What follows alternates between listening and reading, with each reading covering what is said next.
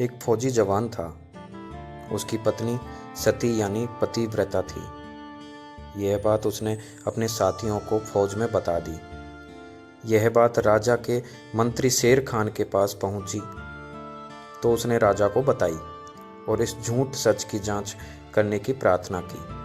राजा ने सभा लगाई तथा उस फौजी चाप सिंह चौहान को बुलाया गया। सभा में राजा ने पूछा कि आप कह रहे हो कि आपकी पत्नी पतिव्रता है, वह अन्य पुरुषों से किसी लालच में मिलन नहीं कर सकती। फौजी चाप सिंह ने कहा कि यह 100% सत्य है। राजा ने कहा कि यदि झूठ पाई तो? फौजी ने कहा कि जो सजा आप दे मंजूर होगी। शेर खान मंत्री ने कहा कि राजा जी, यह परीक्षा मैं स्वयं करूँगा। राजा ने कहा कि ठीक है। चाप सिंह ने कहा कि मेरे विवाह के समय मिली सुहाग की निशानी, एक पटका तथा कटारी मेरी पत्नी नहीं दे सकती। यदि शेर खान यह ले आया तो मैं हार मान लूँगा तथा मेरी पत्नी के शरीर का कोई भी चिन्ह बता देगा, मैं मान लूँगा कि मेरी पत्नी धर्म से गिर गई है। शेर खान ने चाप सिंह के नगर में जाकर एक मुखबिर स्त्री से कहा कि एक चाप सिंह फौजी की पत्नी रहती है, उसके साथ मेरा मिलन करा दे। मेरे को बहुत धन दूंगा, तेरे को बहुत धन दूंगा। उस स्त्री ने कहा कि यह किसी कीमत पर संभव नहीं है।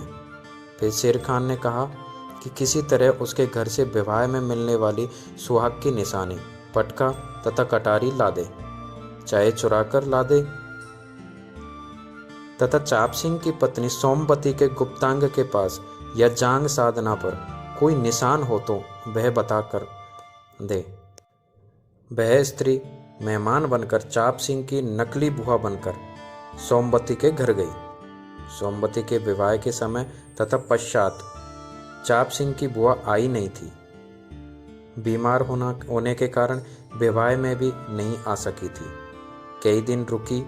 सोमवती को स्नान करते देखा तो निकट जाकर उसके सुंदर शरीर की प्रशंसा करने के बहाने अंग अंग देखा। सोमवती के गुप्तांग के पास बड़ा तिल था। यह सब निशानी देखकर मुखबिर पटका तथा कटारी चुरा कर ले गई और शेर खान मंत्री ने राजा को बताया कि वह उसके साथ मिलन करके आया है। उसकी जांग में काला तिल है। यह सुहाग की वस्तु पतिव्रता किसी को नहीं देती। मेरे प्रेम में तथा धन के लालच में मेरे को दे दी। राजा ने सभा लगाई, चाप सिंह को बुलाया, कहा कि यह पटका तथा कटारी किसकी है। चाप सिंह ने ध्यान से देखा तथा स्वीकारा कि मेरी है। शेर खान ने कहा कि और बताऊं? सुन, तेरी पत्नी की दाईं जांग पर गुप्तांग के पास काला तिल है। चाप सिंह ने कहा कि यह सब सत्य है, परंतु मेरी पत्नी अपने धर्म से नहीं गिर सकती। राजा ने कहा कि तू अब भी वही रट लगा रहा है, तू झूठा है। तेरे को आज से 1 महीने बाद फांसी दे दी जाएगी। तेरी जो अंतिम इच्छा हो वह बता। चाप सिंह ने कहा कि मैं अपनी पत्नी से मिलना चाहता हूँ। राजा ने आज्ञा दे दी।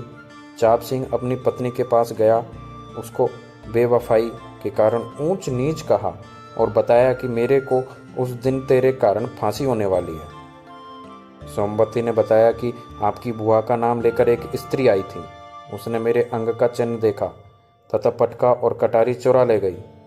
चाप सिंह ने बताया कि मंत्री शेर खान आया था, उसने यह सब षड्यंत्र रचा है। चाप सिंह वापस लौट गया। फांसी वाले दिन से 1 सप्ताह पहले सोमवती राजा की नगरी में एक नर्तकी नाचने वाली बनकर पहुंच गई और राजा को नृत्य दिखाने के लिए कहा। राजा ने आज्ञा दे दी। पूरे सभासद उपस्थित थे। मंत्री शेर खान भी उपस्थित था।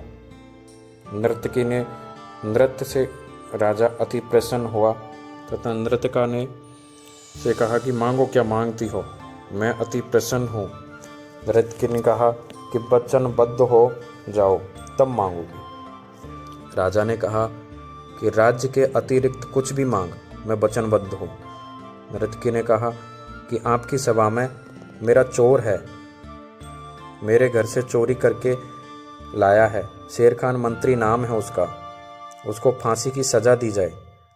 शेर खान से राजा ने पूछा कि बता शेर खान, कितनी सच्चाई है।